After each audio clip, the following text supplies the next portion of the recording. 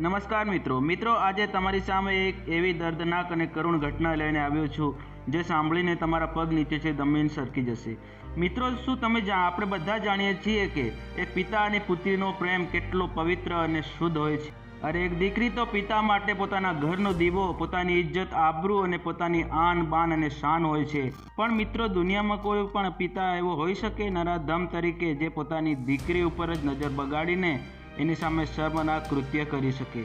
પણ મિત્રો, હા, એક એવી ઘટના સામે આવી છે। દાહોદ જિલ્લાના દેવગઢ બારિયા તાલુકાના કોઈ એક ગામમાં પોતાના પાલક પિતાએ જ પોતાની પુત્રી ઉપર નજર બગાડી અને તેને એકાંતમાં બોલાવીને તેની સાથે દુષ્કૃત્ય કર્યું હતું અને પછી એને ધમકી પણ આપી હતી કે જો તું કોઈને કહી દઈશ તો તને મારી નાખીશ અને તને બધામાં બદનામ કરી નાખીશ। જાણવા મળેલી વિગતો અનુસાર મોરવા હડપ પંથકમાં રહેતી એક મહિલાના પતિનું કોઈ કારણોસર નિધન થઈ ગયું હતું, જેથી તેને દેવગઢ બારિયા તાલુકાના પીપલોદ પંથકમાં રહેતા વિનોદભાઈ લાલાભાઈ વણકર નામક પોતાના પ્રેમી પાસે પોતાની 18 વર્ષીય પુત્રીને લઈને આવી ગઈ હતી।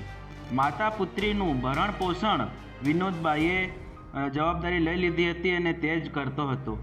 પ્રેમિકા એવી માતાને પત્ની તરીકે રાખવા તેણે 18 વર્ષીય પાલક પુત્રી ઉપર પોતાની ખોટી નજર બગાડી હતી।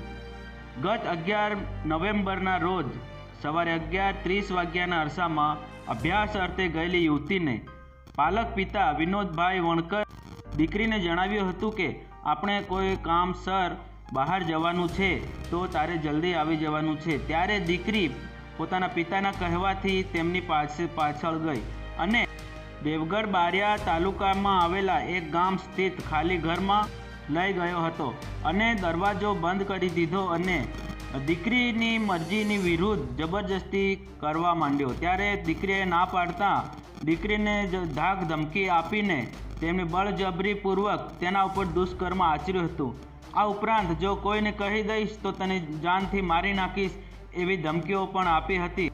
આ ઘટના બાદ યુવતી ખૂબ જ ડરી ગઈ હતી, પણ હિંમત કરીને યુવતીએ વિનોદભાઈ વણકરની વિરુદ્ધમાં પીપલોદ પોલીસમાં જઈને પોતાના ઉપર દુષ્કર્મ આચર્યું છે એવી ફરિયાદ નોંધાવી હતી। મિત્રો, શું એક પિતા આવો હોઈ શકે અને આવા નરાધમોની સાથે શું કરવું જોઈએ એ તમે કોમેન્ટમાં જરૂરથી બતાવજો અને મારી ચેનલને સબસ્ક્રાઈબ નથી કરી તો સબસ્ક્રાઈબ કરી દો, લાઈક કરી દો અને શેર કરી દો।